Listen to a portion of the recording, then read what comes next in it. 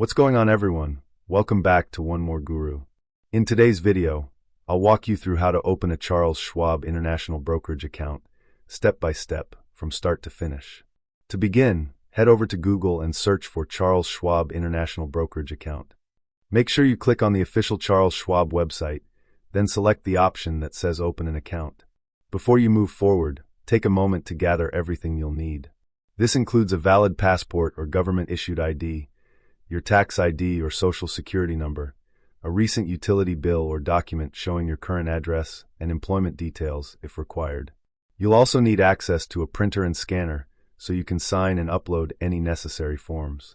Once you're ready, scroll down the page and choose your country or region. After that, select the account type you want to open. Most people will choose an individual brokerage account.